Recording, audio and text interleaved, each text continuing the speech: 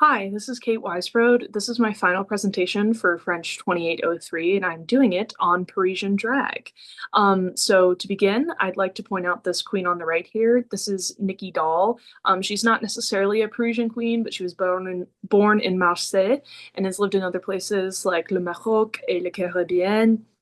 She competed on US Drag Race, which is where I was introduced to her, but she's now the host of Drag Race France. We will mention her a lot more later, but I'd like to start off with a attempt at a general definition to describe what is drag. So I found this one quote, simply, drag is theatrical gender bending, which I do believe is true. It's putting on a persona of a gender to present to an audience for a purpose or another. I also want to point out that drag is not singular and that the definition ebbs and flows with current culture, the times, all of it. The drag of 1980s New York is not the same of the drag of 2020s Houston, Texas, nor is the drag of current Paris the same as the drag it was 50 years ago. It flows and it changes based on what's accepted, what is shown, and who's involved in the scene. Drag is primarily just an expression of gender. I want to note that it is not always just flipping the binary. It's not going from man to woman, woman to man. While I will be focusing on female presenting queens in this, there is a large population of queens that are population of kings that are drag kings, who take their traditionally more feminine presenting selves and transition them to a masculine presentation. So within this, I just like to state that drag is not just going from a man to a woman or a woman to a man, as drag is dominated by many trans and queer individuals, which find drag to be an expression of their self on an artistic level, but also find fun in it because it's fun to express yourself. I point this out about the role of trans and queer individuals in drag, just because it hasn't always been this way as far as accepting trans individuals into the drag scene, specifically in reference to RuPaul's Drag Race, the popular TV show. There was a time where trans queens were not necessarily accepted, but now there have been many in the US, such Sasha Colby, Carrie Colby, Aja, Laganja, Stranja, just to name a few. If that sounded like gibberish to you, I'd recommend checking them out. They're super amazing performers. And It's super cool to see them now, to see their expression of their trans identity expressed in their drag now, when it was once kind of rejected, even by RuPaul herself.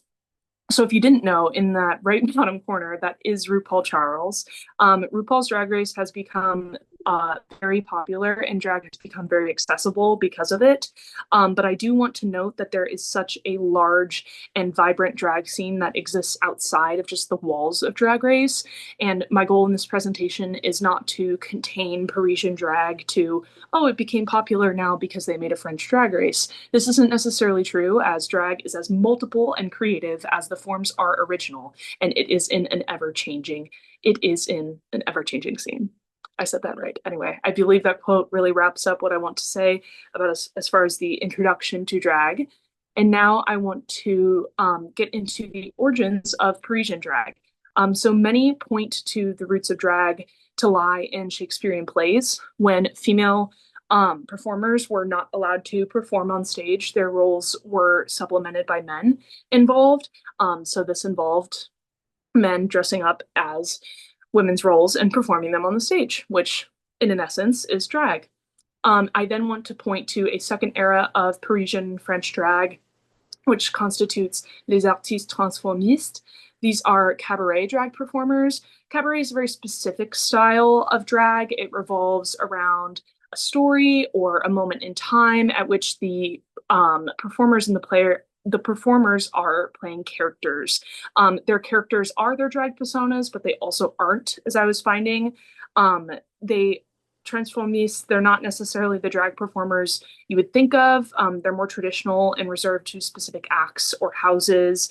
This is not the same as American drag, and nor has drag been as popular in France because of these very specific cabaret performances. It's kind of been pinholed into such. Think feather boas and extravagant songs and dance and a little bit of burlesque and such that constitutes these very specific cabaret performances. Also, I'd like to point to the explosion of drag's popularity within culture and film, accelerated by the activism in the 90s with the HIV/AIDS epidemic. Um, Drag is a form of activism, and many drag queens align themselves closely with political causes that they feel strongly about, and this was no exception. So this really brought drag into the mainstream in France, though there's also a lot of films and media produced around it. Think Paris is Burning, documentary of New York City drag, that revolved around this time that also accelerated and expanded the definition of what Parisian drag was. So I wanted to point to a couple of the cabaret houses that are popular, and unfortunately one of them is closed, but Madame Arthur, I don't know why I said it like that, opened in 1946 and it is still open today. It is the first Parisian drag cabaret and it actually had a closure between 2010 and 2015. I'm not quite certain why that was, and I couldn't find too much information, but it reopened to high praise.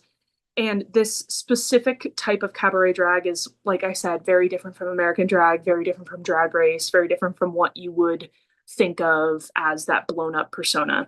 And then moving on to Chez Michu. Chez Michu was opened and maintained by a drag performer named Michel Cathy, or Michu. Michu unfortunately passed in 2020, and since then the club has experienced a lot of financial troubles and unfortunately closed in 2024. I also would like to point out the show La Grande Eugène. La Grande Eugène was the first show at Michu and it involved Michu as well as a couple of the performers I'm going to mention in the next slide. But Michu brought in a variety of performers. I think this just kind of encapsulates that this isn't a traditional drag performance as we know it in an American sense. Liza Minnelli performed here, Serge Gainsbourg, as well as other local performers not as noted as the ones I will state. So now to mention a couple of the performers of La Grande Eugène, or the first show at Chez Michu. These are some of the original queens of the cabaret. On the left here, this is Pascal Barbeneur, Michu, et Eugène. And I think did I mix up the order there? No, I got that right. Okay. So these, La Grande Eugène was a show created by Eugene and Michu that also starred Pascal. It, like I said, took place at Chez Michu, and Eugene was also a ready-to-wear model in France. And I think this really points to the intersection of drag and fashion that we see a lot today. There are quite a lot of drag queens that intersect with high fashion and are involved in that.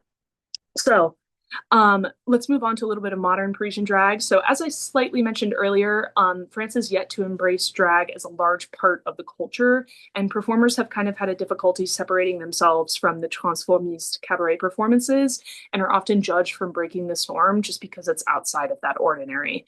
But cabaret performances carry nostalgia, and I think this is the main reason why other drag is rejected.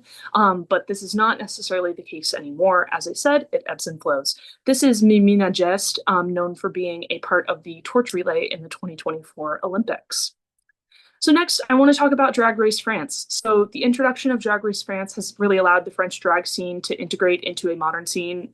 So by making it entertaining and reality television, it has now become quite popular. As I mentioned earlier, Nikki Doll is the host.